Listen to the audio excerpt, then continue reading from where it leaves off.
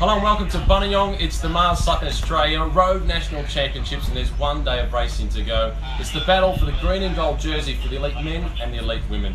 Matthew Keenan with you, joined by two former Australian champions, Clayton Bates, won her title in Adelaide. David McKenzie, you won your title in Melbourne. Today we've seen the future stars of Australian cycling. The under-23s, let's take a look at that before we move on to the men and women tomorrow. Sam Jenner, I didn't pick him for the win, top 10 yes, but he rode solo to the finish from a big breakaway group. Outstanding, Kate. Oh, absolutely brilliant ride. It played out very early. You know, a lot of the teams put their cards on the table from the first lap, and it was very easy for us to say, crazy move, you know, these guys are going to burn too many matches. It was really hard conditions out there, but Subaru and Swiss, you know, the brave. They were really brave, and it paid off. To David's credit, he was the one that picked it. I was at the view that breakaway, with the hot conditions, it was 34, 35 degrees. I thought they'd fry out in front. Well, I think Many thought Bobridge would last year as well. Exactly. Yeah. I think that's why I picked that, because of the heat. It was hot conditions. But look, at the start of the day, and as you said, Sam Jenner wasn't on anyone's lips. We know he's a pretty quality bike rider, but he's a young rider. But it was just a brilliant ride. The funny thing is, Macca, he kind of picked himself in a pre-race interview. He said, I'm here to win. Yep. And Subaru and Swiss, we have options. Yep. And, you know, they weren't on the big favourite.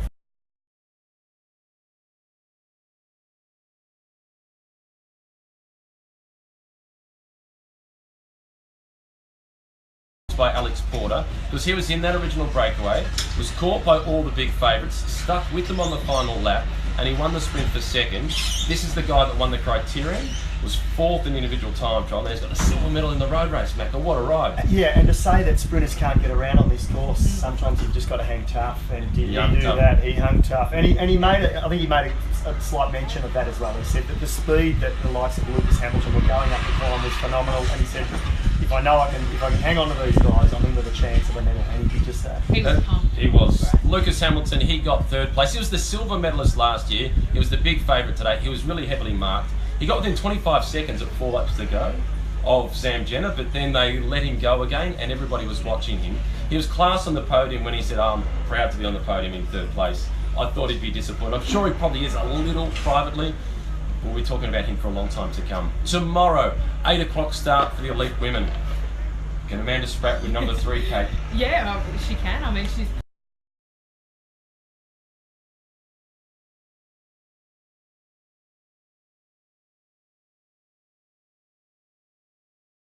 This year in particular, they have so many options. We're missing Rachel Neylan. That's a shame. She's out with injury.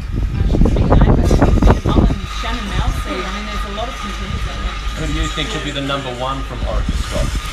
I think Amanda Spratt, yeah, I really do. I base it on experience, I base it on what she's done, and I base it on the last week of what I've seen of her at the Mitchelton Bay Classic. I know it's just crisp, but when you see Spratty looping around, it's short crisp with the form that she's got, she just looks really sharp. Classy. Yeah, really classy riding for that, isn't it? Yeah. And the other riders, they just look to be suffering, and she kind of was dancing on the pedals, and you need a bit of that up Mount Buninyong. A little bit of dance. I think Orica Scott, they've got 4 cards to play. They've got superior numbers. The 4 riders I expect to be the most protected from them.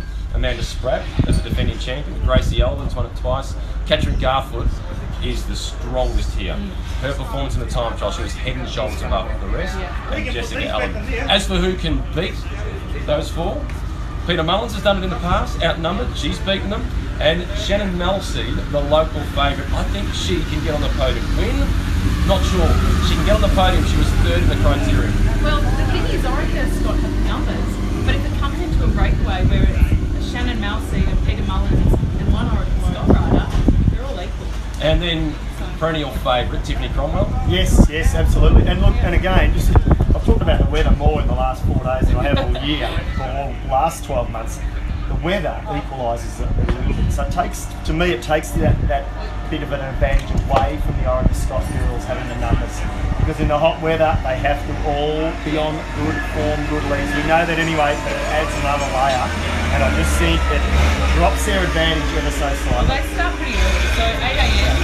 Hopefully won't be too bad early on, but the men, that's where the weather really is. Before we go to the men, one last favourite to watch for in the women's race, Listen Hawkins. Dr. Listen Hawkins. She won the Subaru National Road Series in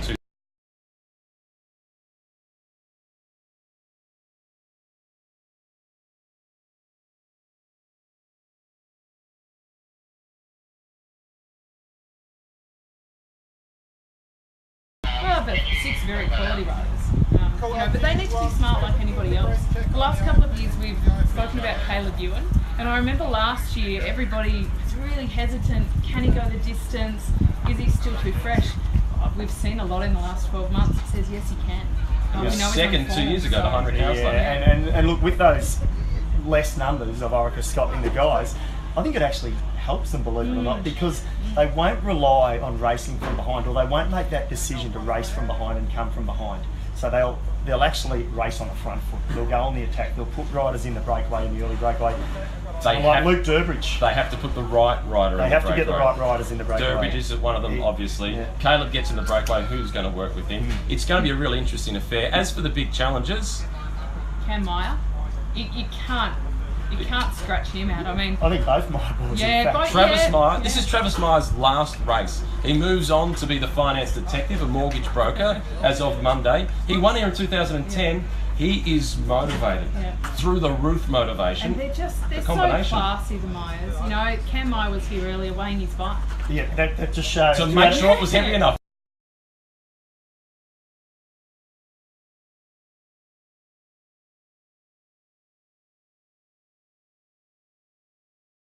He'll be the workhorse.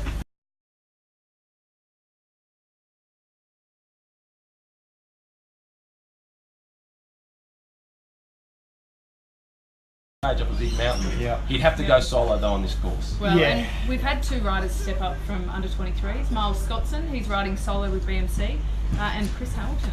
Of course, he won so emphatically last year here in the under 23s.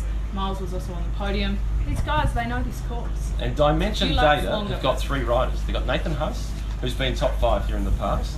They've got Lachlan Morton, the enigmatic Lachlan Morton, and they've also got Ben O'Connor. So they're a big threat as a combination of 3. Yeah, they certainly are. Nathan Huss, he's a solid rider, and as he said, he's ridden well around here before. So I think it's a year that could throw up a couple.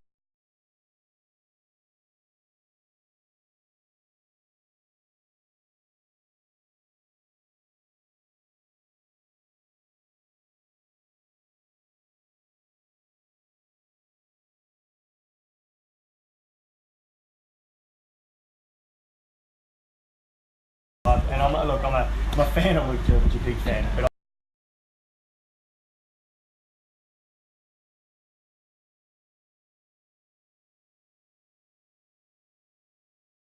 Facebook feed, and join us tomorrow from 1 o'clock.